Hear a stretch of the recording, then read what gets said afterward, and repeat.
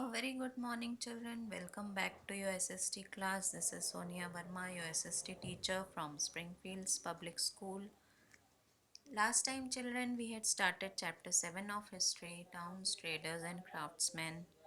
We had seen how different towns started to develop during the medieval period. Different types of towns we were doing. We had done capital towns. Now let us start temple towns. Many temples were built by the rulers to show their devotion towards different gods. Rulers used to visit them, nobles they used to visit them, pilgrims used to visit these temples.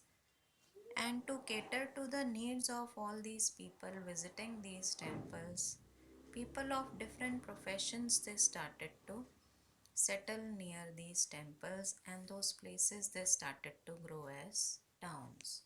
Some examples of these temple towns is Thanjavur, where different temples were built by the Cholas.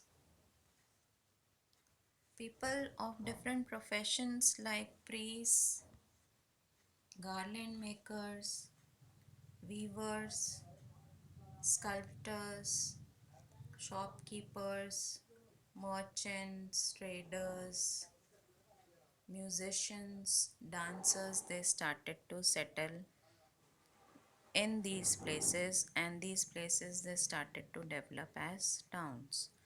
So some more examples of temple towns were Tirupati. You must have heard about Tirupati temple, then Somnath, Kanchipuram. Many famous temples you will find in these places. Madurai. So all these are examples. Mathura, these are examples of temple towns. Now let us move on to the next type of town, that is pilgrimage towns. Pilgrimage centers, places where people they used to visit the sacred places to pay their respect. These were the holy places where people they used to take a dip in the river or ponds, sacred ponds, or make a journey to these sacred places. They were known as, those places they developed into pilgrimage towns. For example, Varanasi,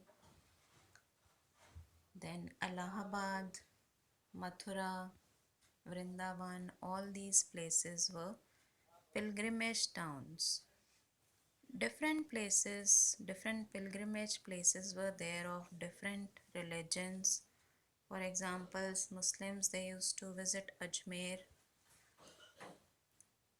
to visit the Dargah of Khwaja Muinuddin Chishti.